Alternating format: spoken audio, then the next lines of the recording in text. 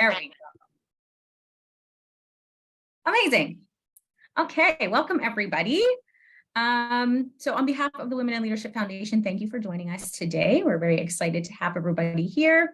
We'll let people kind of trickle in, but we're going to get started because we got a lot of stuff to cover and we want to make sure that we get through as much as we can.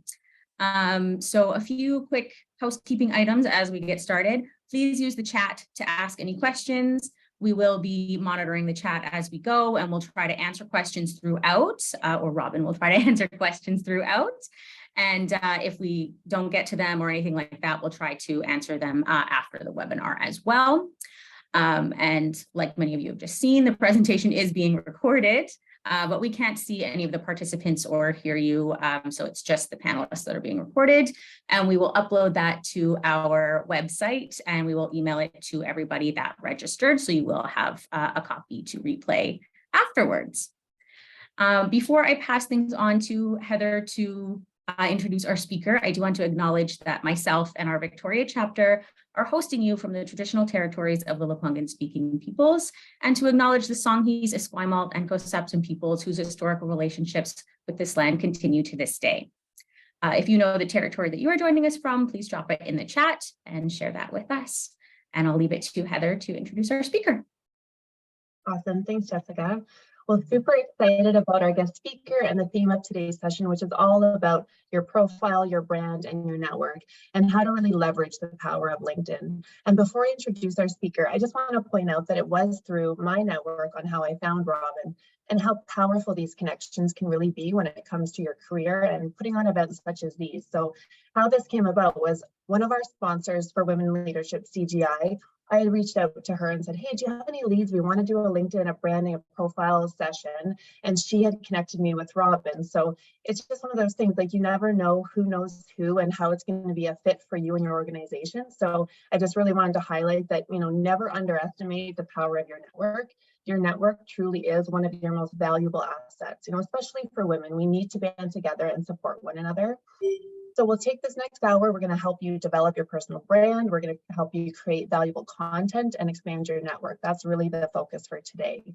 So with that, I'm thrilled to introduce our guest speaker, Robyn Quinn. She has a lengthy list of accomplishments, including being the founder and president of Big Bang Communications and retired founding chair of Island Women in Science and Technology, also known as IWIS. So with that, welcome, Robyn. Thanks so much for joining us today. Thank you, and thanks for the shout out. I've got two blurry pictures there, just to give you an idea of who I am and why I am the way I am. Ask my friends and they'll say that's not being cryptic, she's being honest. I'm from the East Coast originally, and one of the things you'll find in some kind of societal frameworks is the importance of connections and creating, that network of, I know a guy who knows a guy who can help you with that. And really that's how I approached business. And I was an agent in the entertainment business. I worked for the federal government. You can see my little podium stand there with Atlantic Canada Opportunities Agency. I was also in the military as the reserve officer, communications electronics engineer. I like telling stories better than almost anything. So part of LinkedIn that I think is kind of a missed opportunity is it's actually you are telling your story and you have more control over that than you think you do. So from my point of view, from East Coast to West Coast, the biggest asset you have is your networks. And LinkedIn is a powerful tool. So we're going to go through that today. And now we're going to kind of manage expectations. What are we going to do? We're going to identify why you use LinkedIn. I'm going to give you 15 tips that will actually give you a roadmap as to how can I make my LinkedIn profile work harder for me. And then we're going to look into the future a little bit of, what does this mean? How can you use it? We got a little hack in there that Heather and I are excited to share about how when you're at a big conference, you can ditch your business cards and use LinkedIn. So let's jump right in then. I love this quote because it's all about you. Who are you? And LinkedIn is actually a great way to let people know who you are.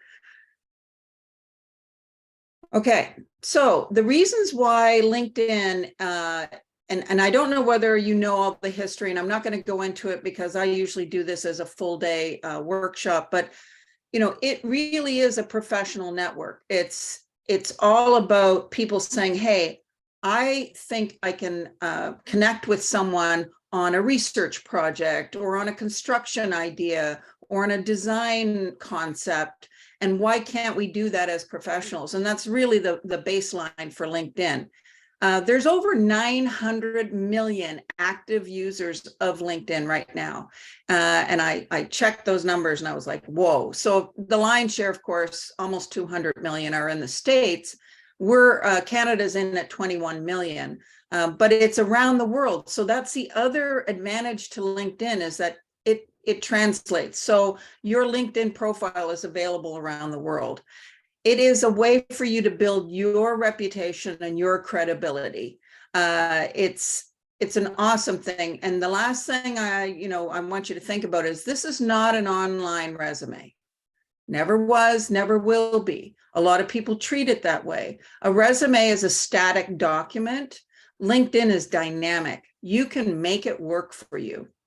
If you're looking to create partnerships on a larger global scale with companies and people that you admire, or projects that you really, really want to work on, LinkedIn is something that you can create and mold it into what it needs to be to get you where you want to go.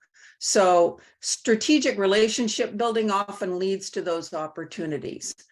You want to create a professional brand, and LinkedIn is the way to do it.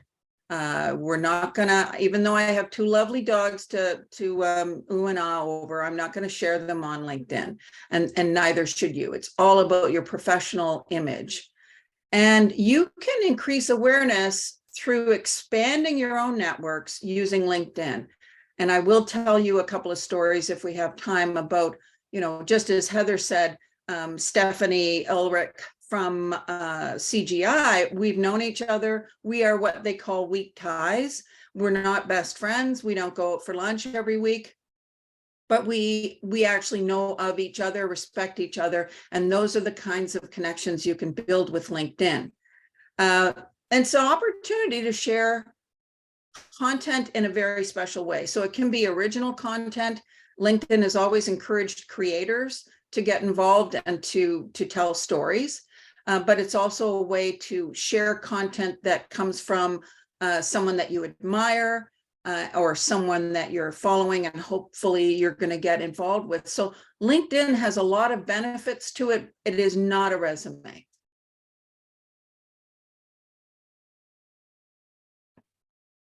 So this is the very quick snapshot. It actually celebrates its 20th birthday this year. It's about 6 months, or there it is, 9 months older than Facebook. It was acquired by Microsoft, and because they saw it as an advantage, because it is a positioning statement with professionals, not just tech professionals, but professionals around the world. And a hire happens every 4 minutes on LinkedIn, which is, yes, it's not a resume, but man, recruiters love this thing. And yeah, so this is a little video. And before we get into it, I do a lot of sessions for either new users of LinkedIn, so new grads, that sort of thing, or people that are transitioning into new careers. And we talk about it. And LinkedIn had this fun little video that they created probably 5 or 6 years ago. And even though it's aimed at a younger demographic, when I use it, I find it's actually a great reminder of what your LinkedIn profile should look like. So we're going to play that. Here's how to make your profile great. Number 1, pick a professional picture. Not just any picture. No, not that one. More like these. Yes, that's the one. Number 2, write a good headline. Just tell us who you are and what you want to do in 120 characters or less. Yeah, like that. Remember, nothing too personal, nothing too clever. Number 3, tell us about your education. What's your major? What classes did you take? What skills did you develop? C++? Art history? Portuguese history? Quantum thermodynamics? Yes, put those. Number 4, list your experience. Give us your organizations, your achievements, your honors. president of the International Club? Yes. Volunteered building houses? Yes. Invented a cat toy? Yeah, sure, that counts. Number 5, get recommendations. Prove you've got what it takes. Get managers, mentors, and professors to post something that says, this person is smart, hardworking, good-natured, and well-rounded, or something like that. And then you're done.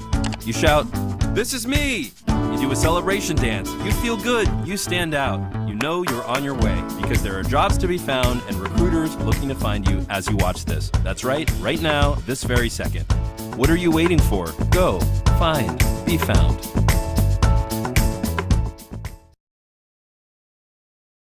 Thank you to Charlotte, who is helping me with this. So this is a good segue into, I would call the number one thing that you need to do if you're going to take your LinkedIn profile seriously, and that is to use a great picture. And my partner, my virtual partner, is a photographer who has made a generous offer, and Heather will tell you about that at the end of the session. But you need a great picture. You need a picture that will be, head and shoulders. It doesn't include your pets. It doesn't include your kids. Please no, you drinking at a party with all your friends blurred out. That is not a good look. What you need to do is look at who your target audience is. What are they looking for? And that picture is like a 2-second first impression. So the more you can make that work for you, the better. I do want to point out that you can actually do a little bit of a video as well attached to this. And you can do, in the notes that you're going to get, there are all the links to the things that I'm going to suggest to you. But most important, have a great picture. And you can get your colleagues or your partner or friends. Never ask your mom, because you're always going to look fabulous to your mom. And I'm just saying that because it's going to happen. So that's number one. That's number one. Get that. Number 2 is actually related to it. In a LinkedIn profile, you'll see that background. And you can change it. And what I suggest to people is to say, well, do you have like something that is reflective of your current role or where you envision? You can have the cosmos behind you. You can have, a construction site with all the big cranes and everything. Depends on what you are doing. What are you projecting with your LinkedIn profile? That background image can make a big difference. It can actually send yet another 2-second message about who you are, what you're serious about. I would suggest looking for, I always say, is it work-related imagery or is it a galaxy far, far away? You can find something in there. Just don't put a tartan. For some reason, tartans don't work well. I don't know why. I like Scotland. So let's look at number 3. Make your headline memorable. Well, what do I mean by that? Well, the default setting for a lot of people on that headline is to put in their current title. Boring. It's functional, but it's boring. And so you're missing a chance to actually, once again, get that first impression, make that, count to what you want people to think of you. So instead of just a job title, now, I'm not saying you don't have to use your job title. You can. If you're the VP of People and Culture at BC Transit, then use that. That's an interesting title. What I would like to do is make a dynamic statement. And so I am going to ask Heather a couple of questions, and I'm going to try and come up with something that would be a fun headline for her. But I want you all to know, normally in a in-person session, I would break you up into partners, and you would actually interview each other and write a headline for each other based on those questions. And so I'm sending you that exercise outline, so you can actually ask someone else to do it with you once you get it. So in the meantime, Heather, is your mic on? Yes? Yes, can you hear me? Okay. Yeah. So if I was sitting across from you, I'd say, so Heather, what's your official title? What do you do? So official title is client executive for IBM and working for a K-12 division across Canada.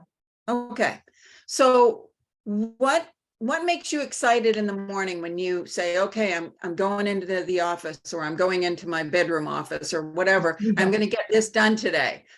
What's exciting about that gig? To be honest, when I think about my day job, really it's the facilitation, whether it's, trying to find the right solution for the client and the need. It's really about the facilitation of bringing the right solution, the right product, whatever it is. So really facilitating that connection. So you're a great connector, a facilitator, a problem solver.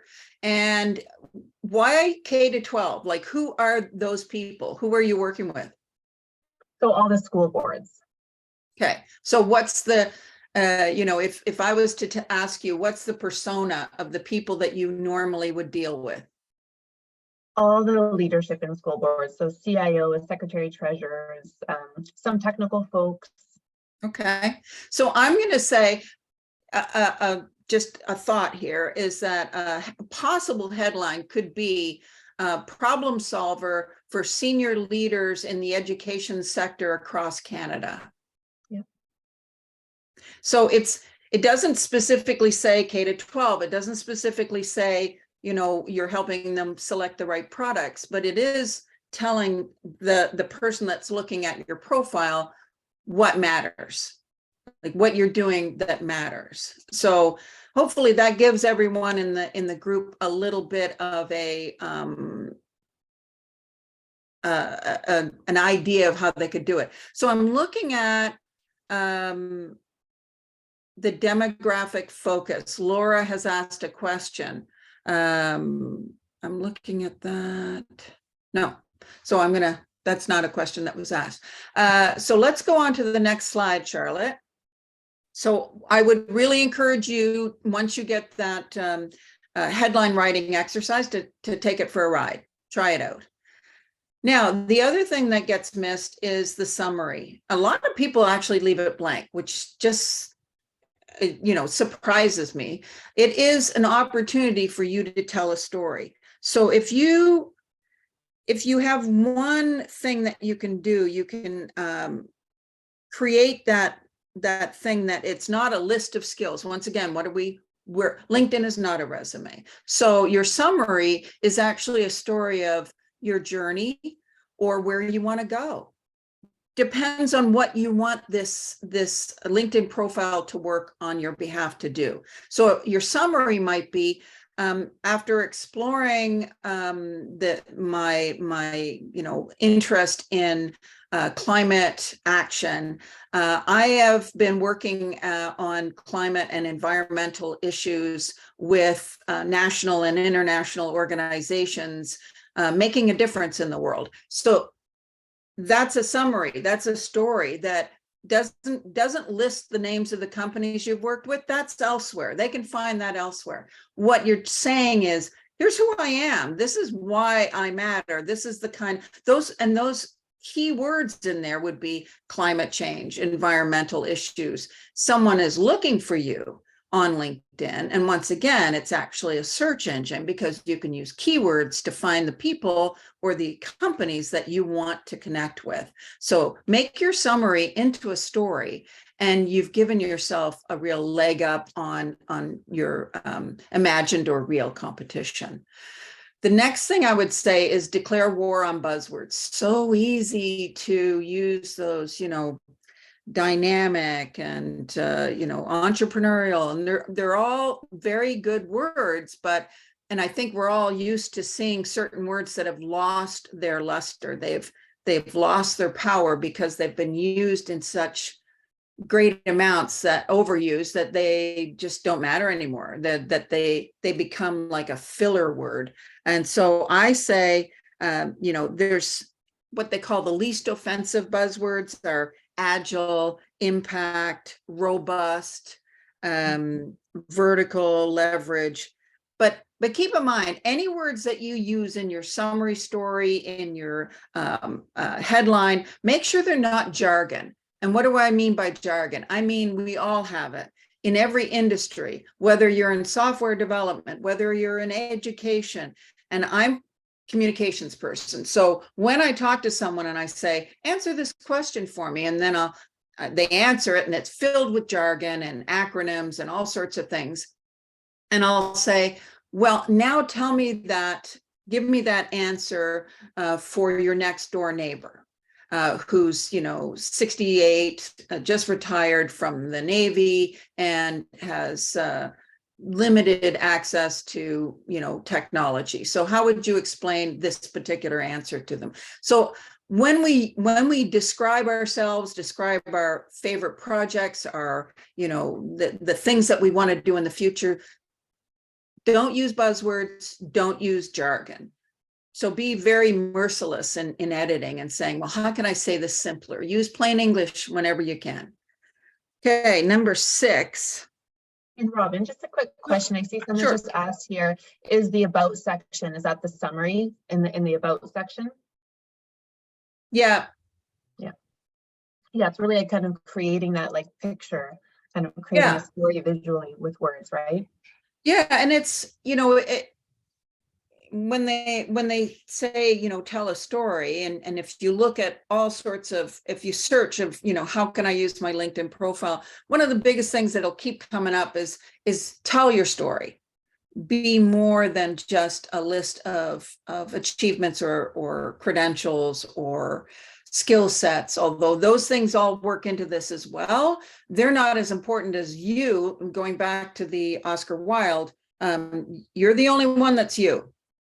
So celebrate that and find a way to let them know why your combination of all these different skills and experiences makes you unique and valuable, right? Because that's really what we're doing. We're personal branding. We're giving them a value statement. This is my unique value proposition. I'm this.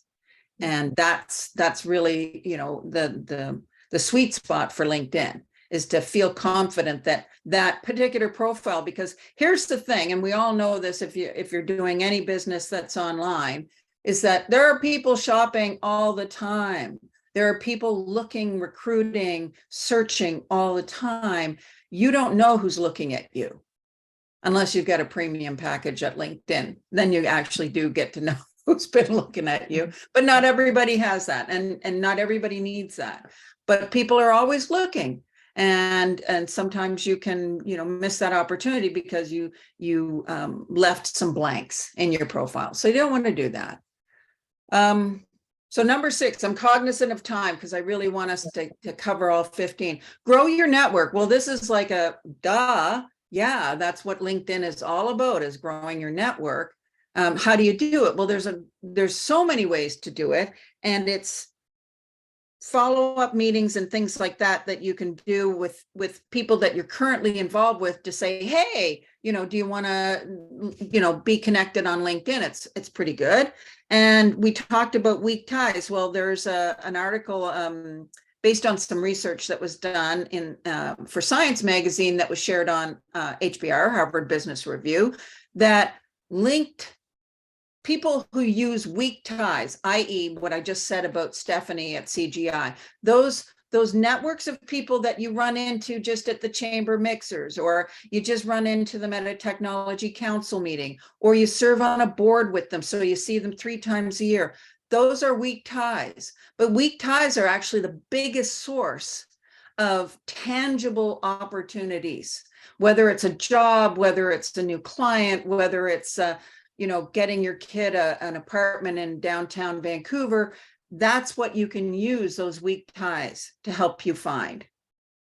And I would say that, for me, I'll tell you a very quick story. There's a wonderful leadership influencer. Her name is Sabina Nawaz, Nawaz. She was the CEO coach at Microsoft. Bill Gates was her responsibility. She's a fascinating writer. She contributes to Forbes, Inc., HBR, and so many more. And she's an insanely great speaker, very engaging.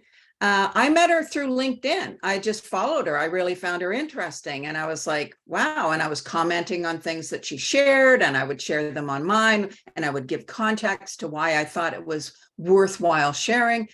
And one day I reached out to her as chair of iWist, and I said, hey, I'm just such a fan, and I wonder if you could come over to Victoria. And I thought she was in Seattle, but she was actually in Vancouver. She ended up coming to a little mini conference we had called Leading the Way. And she gave us like a stinking hot deal, like ridiculously hot. And she came over on her son's birthday on a harbor air on a windy day. Not as bad as today, but on a windy day. That's a weak tie. I see her once in a while when I'm over in Vancouver. We connect on LinkedIn and send each other notes, but she came to our conference. She gave a brilliant presentation, and it was because she and I met each other, and we are weak ties. So that's a fabulous example of how LinkedIn can actually grow your network beyond what you think it is. So let me tell you about something that you can do when you go to those big events and everybody's got their business cards and you're like, damn, I don't want to do this. Well, LinkedIn has this kind of fun thing. Now, this is for my iPhone. So I did a little screenshot there for you. Here's the thing. If you're on a mobile device, so you'll have to look it up if you're on Android, you go into the top of your LinkedIn homepage, you'll see a little symbol there for QR code in the search bar. It's just on the far corner, it's tiny. You click on that. Oops. You click on that and you will have this My Code tab to find your QR code. And this is the screenshot of what it is. So you could share my code, you can email it, you can message it, or they're standing beside you and they just hover above it and right there, and then you become connected on LinkedIn. It's so much fun. And you can actually save a photo of your QR code so that you have it if there's, any reason why. And Heather and I were both talking about this.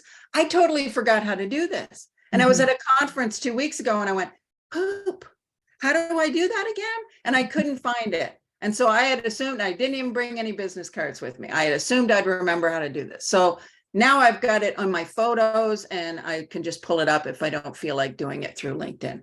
So this is so much fun. I love it. Anyway, okay, let's go to etiquette.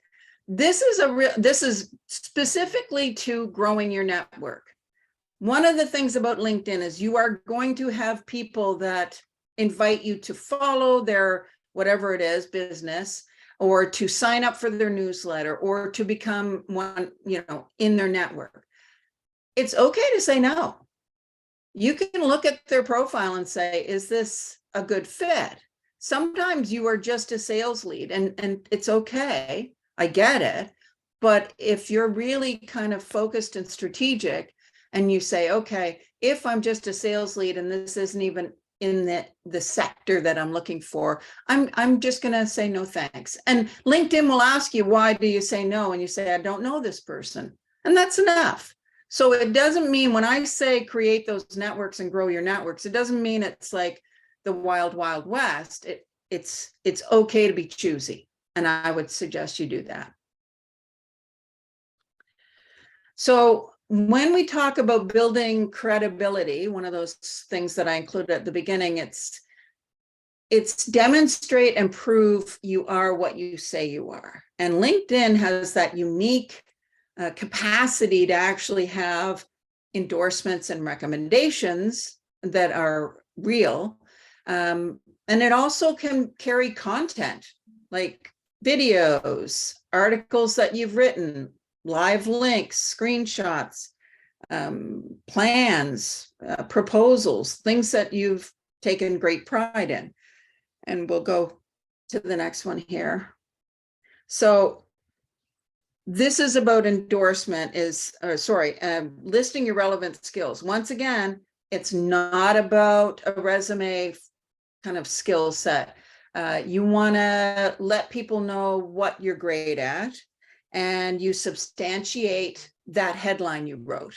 So this is a way to say, yeah, I'm a problem solver for education leaders across the country. And then I've got these skill sets. So I've been a product developer, and specifically for education software, or whatever it is, that's where you can actually back up your claims. And it doesn't have to be just a straight up dry list. It can be, working with First Nations communities. It can be, understanding whale speak, and that's something from Finding Nemo. You never know, you could use it. So with the relevance skills, you can actually change them too. So say you want to be on part of a senior research project, and you know what skills they're looking for, you have them. So you clean up your list of relevant skills by moving stuff out that doesn't have any relevance. Doesn't mean you're getting rid of it forever. You're just not going to use that to promote what individually you're going to say to whoever's doing the assessments on who belongs on this research team. What are the skills we're looking for? Once again, going back to, this is a search engine. So those are keywords that people are searching for. So be intentional about what you want in the list. Yeah, and now the number 8 is spreading the endorsement love. The only thing I would say about this is don't be afraid to reach out to someone that you worked with. If you were someone who did a co-op, reach out to your boss and say, hey, could you do an endorsement for me? I'd really appreciate it, on LinkedIn. Now, for busy people, often what I'll do is I'll actually send them something. And that's almost like the reference letter. You know how some people say, sure, I'll do a reference letter. You write it for me. Send it off, right?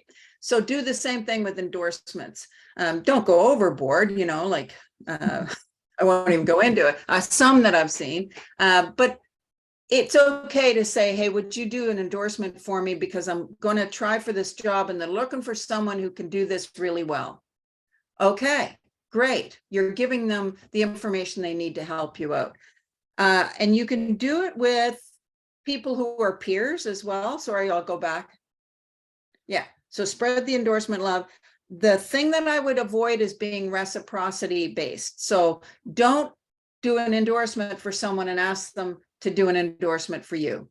That usually negates the value of it. So if you do an endorsement for someone, great. They'll pay it forward and endorse someone else. But don't try and do it like, if I do this for you, you do it for me. No, that's not the best. Okay. Manager endorsements. A lot of people will put things in your endorsements and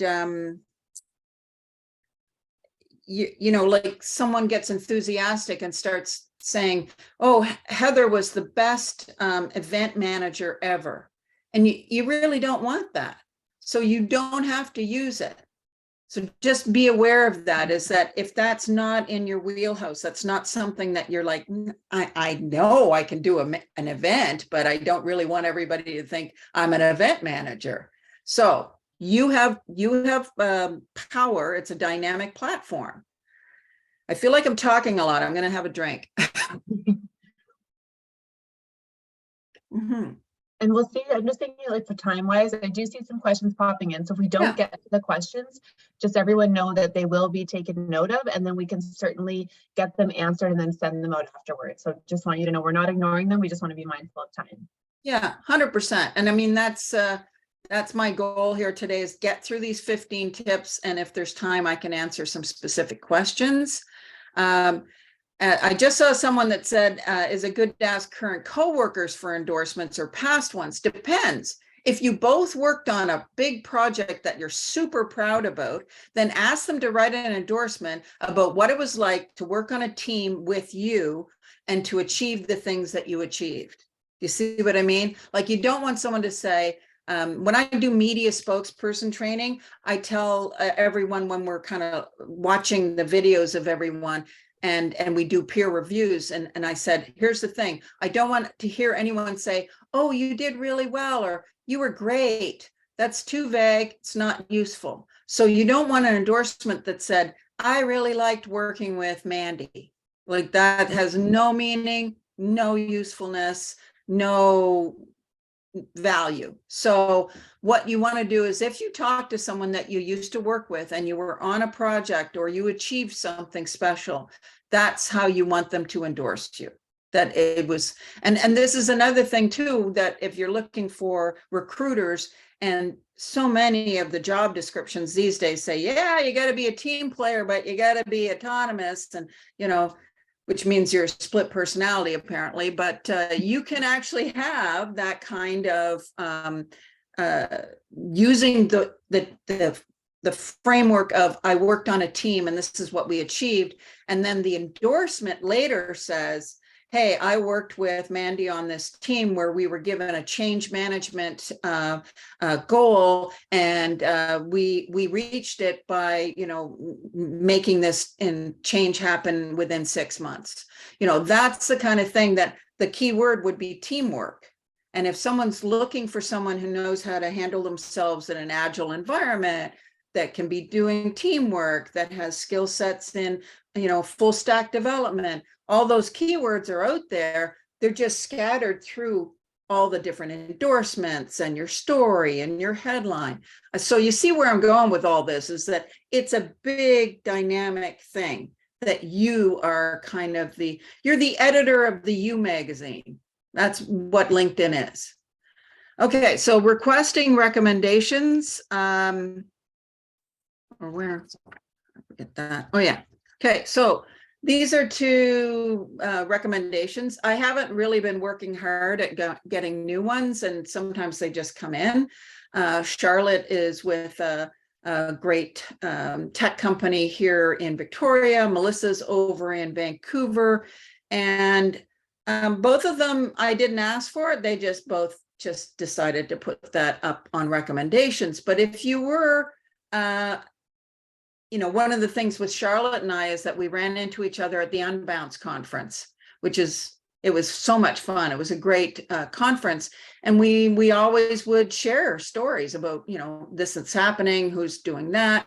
So it is a recommendation can come from someone that, like I worked with Charlotte, oh my gosh, a long time ago, but we run into each other. She's another weak tie. So she felt that it was authentic on her part to provide me with a recommendation. So one of the things is you're going to, if you were doing something for your boss, and if you said, hey, Michael, that project you gave me that was like such a hot mess, and I was able to pull it out of the fire and get everybody happy, and our bosses were happy. Do you think you could do a recommendation for me on LinkedIn based on that? And he will say, yeah, write it for me. And then you'll send it to him and he'll put it up there. But recommendations are, I think, a valuable way, once again, to provide credibility, demonstrate that what you're saying about yourself is the truth. And this isn't like in a resume where you have a list of references. That's one thing altogether. These are people who have actually worked with you, known you, and they're saying, hey, this is something that I can say truthfully about Robyn or whoever else. So some of the things that I would say, this is like in any kind of B2B or B2C marketing, you're always looking for testimonials. These are testimonials about you. They're not references. They're testimonials saying this is what she is or he is. So I would say it's a worthy effort to put the time into that. Number 11 is share media, lots of content. And that is, if you look at your LinkedIn profile, there is a place where you can add information. So it might be that you wrote a story that got published on your national corporate newsletter. Well, you can either create a PDF and share it on LinkedIn, or it might have a live link that you can do that. And yeah, there's lots of things. I write, so I love to be able to put the writing that's there. If I did a great PR campaign, I will post a news story that was possible because I did that great PR campaign. You can have an interview. Say you did a television interview, you can load that up. So this is the media, that you have access to. This is static, but the two Douglas magazine is in the wrong spot, but that's okay. So I wrote for you, Vic, tried to make it very interesting that we had a new polymer, and it's something that is being used in the military for repairs that have to happen to heavy duty tanks and trucks out in the middle of friggin' nowhere. This stuff really helps them, and it saves lives. So that's a story that I took complex subject matter and I made it into a kind of conversational information. And then the other one is, back to the 5 minutes with Robyn Quinn, was an interview with me that I thought, well, I'm definitely going to share this, right? This was in Douglas Magazine in 2017. The other story was in 2021 in Times Colonist. So it's being picky once again. I thought I looked good in that navy blue suit. I don't know, I might be wrong. It was very businessy. So you want to share any content. So you can share multimedia, and that's, don't limit yourself to saying, oh, well, it's like a portfolio. It is, but it's once again the magazine of you. So we'll go back to share your content from your feed. So if you share content that's yours or anyone else's, always, create context. I always like to say, sometimes I get lazy and I'll just share something and I'll just go share it. I don't care. I'm not going to tell you why it's good, but that's lazy. And, if you can share an article, as I said with Sabina, I would often read the article that she wrote for HBR, and then I would share it on my feed, and I would say, here's the points that Sabina made that I totally agree with.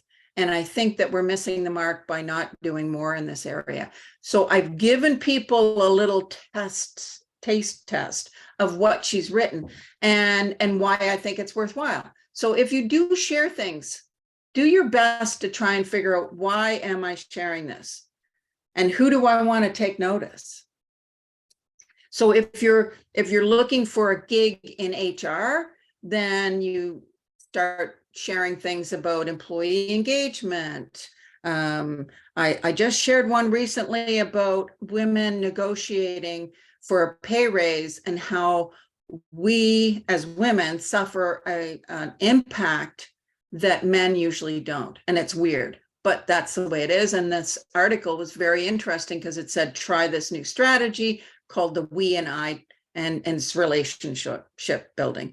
So if you're looking to get into HR, start looking to share things that would be interesting to HR and recruiting people. Content. Okay. Number 13. Oh, this is another thing about content and sharing. So I would say with LinkedIn, do not kind of set it and forget it.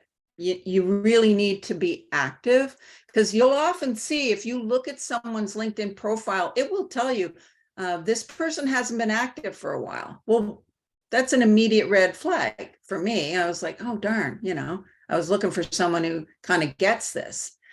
So once a week is the minimum.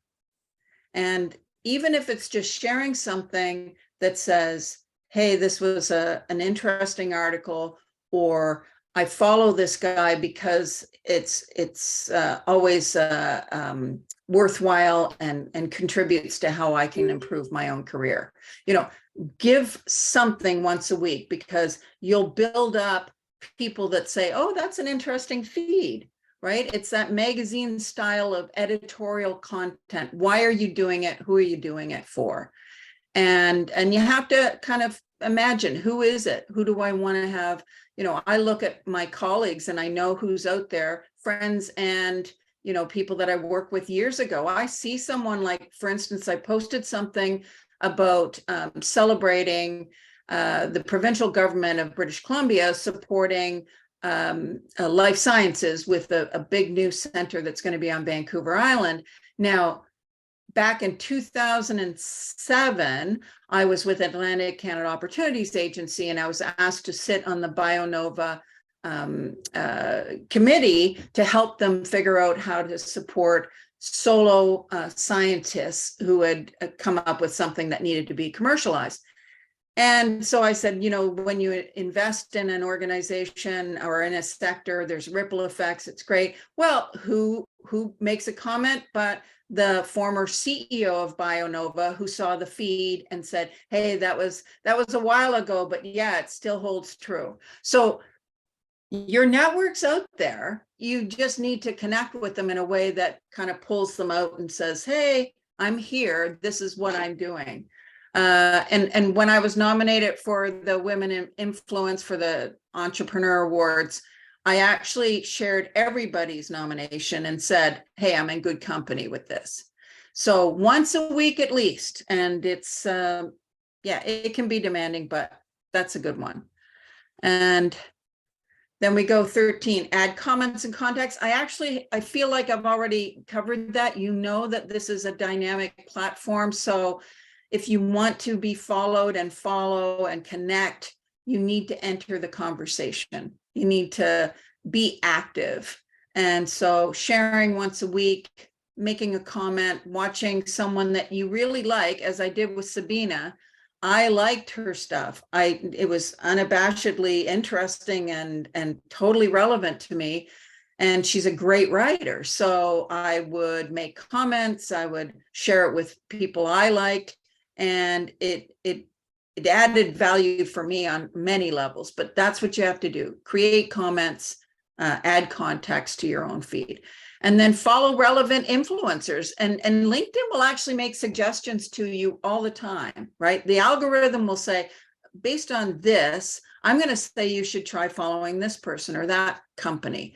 So keep a lookout for that, because sometimes they're actually really good suggestions. And then our last one, add keywords, be findable. So all through this, I've said to you, hey, if you can figure out what the recruiter is looking for, or what that potential client is looking for, or what that potential research partner or startup angel investor, what keywords are they looking for? Make sure you pepper them, not in a stupid way. As I've seen keyword jammed, LinkedIn profiles where you go, well, this is just gibberish. But use keywords strategically, be findable, and then customize your URL. When you get the tips handout, really what it's about is adding your name or something. I think I've got Robyn Quinn founder. I don't know, every once in a while I change it. I just decide, oh, I want to be something else in that customized URL. It's yours. You do what you want with it. Just don't be Bodie McBoatface. That's the one thing that I would say steer clear of. Okay, so my final advice is always keep your profile timely. It's not static. And it's not an all or nothing platform either. You can actually, make changes to it as you go along. You can say, oh yeah, I think I missed something there. Or maybe your buddy says, hey, how come you didn't post that? I posted an endorsement, but you totally didn't include any of the work that we did on Project AB. Do some research, do your due diligence on people you want to get to know. I know it's kind of quasi-stalking, but you can follow people that you want to know more about and see if there's a way to build a relationship. Understand etiquette. You can't, try and do cold calls on LinkedIn. It's really frowned on. You can belong to that premium membership where you're allowed to send X number of emails to people that aren't connected to you directly. But it's just be polite. Stay current, post and update regularly. Ask your friends and family and colleagues to actually look at your LinkedIn profile and say, what do you think? Like first impressions, and don't give me that, I'm your mom and you look great and this reads like a friggin' novel. No, it's got to be honesty. Be authentic. Going back to that Oscar Wilde thing, it's you're the only one like you. And I would invite everyone to find me on LinkedIn, and just here's the etiquette thing about LinkedIn. Don't just hit I want to connect. You want to include a message telling me, or telling anyone, hey, I heard you speak at this conference, or hey, I met you at this mixer. Let them know how you know them. That really helps. When I see someone sending me something that says, hey, we met at this thing, and I'm like, oh yeah, boom, yes, we're connected. So that's a big thing I would suggest. And yeah, at PR for Science is my Instagram and Twitter, but be forewarned, there's a lot of very cute dogs in there. So, and that's it for me. So I don't know if there's any other questions. If we have time, you guys can let me know. Thanks so much, Robyn. Wow, what a great session. I'm definitely feeling inspired to give my LinkedIn profile a bit of a refresh now. So thank you for sharing all your insights and really just kind of condensing it in, because I know you typically do this as a full day, and when we asked you to do an hour, you were able to condense it. So thanks so much. And just a reminder to everyone, as part of your registration today, each of you will receive that $100 towards a professional portrait session. So unfortunately, Julia couldn't be here with us today, who's the photographer for this event, but she did send along a little video message. So Charlotte can just go ahead and pull that up, and we'll play that now. Oh. Hi everyone, my name is Julia Lolishi and I'm a photographer here in Victoria.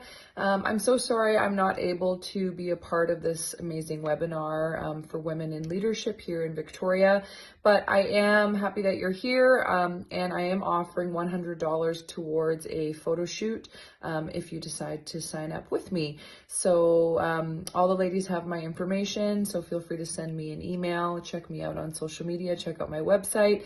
And professional photography, as you guys know, is super beneficial when it comes to making yourself look professional online and in print, depending where you want to put these photographs. So I've worked with some of these ladies already, and I am available for travel if you are outside of Victoria, as long as you're within Canada.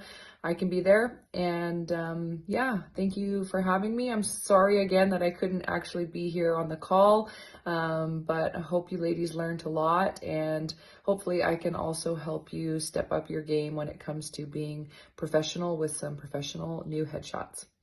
Bye.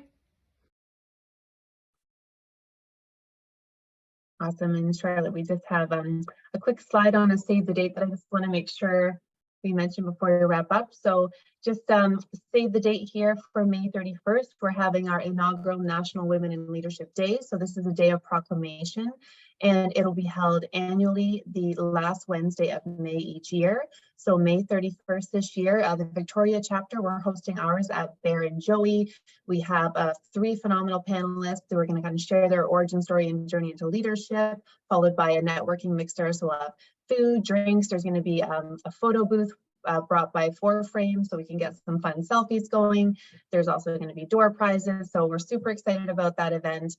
More to come on social media, but please go ahead and save the date now. If you're outside of Victoria, the other 6 chapters across Canada will also be hosting events on that same day, so you can go to Women in Leadership's website to follow each of those respective chapters and follow their event to see what each of those chapters are doing. So with that, we will go ahead and wrap up. We don't have enough time to take any questions at this time because we do have to end promptly at 5. But Julie on our team has been taking note of all those questions, so we will get those over to Robyn to be answered. We're also going to be sending out a short survey. So it's really important to us that you guys take a couple minutes, let us know, because ultimately we're here to serve and support you. So we want to make sure that we're hitting that mark. So if there's something we missed, something you want to see, by all means, send it to us. We want to hear your feedback. So the recording session will be sent out, the survey, certainly details for Julia's photography. And if any other questions come up, always just feel free to reach out to our email that's on the Women in Leadership event page. So thank you so much, everyone. Robyn, again, thank you so much. So appreciate you taking the time to be here with us today. And again, taking your full day workshop, condensing into an hour, amazing job. And thank you all for joining us. Like I said, we're here to serve and support you. So if you're, if there's something that you're wanting to see in future, please also include that in the survey. Thanks so much, everyone. Have a great rest of your night.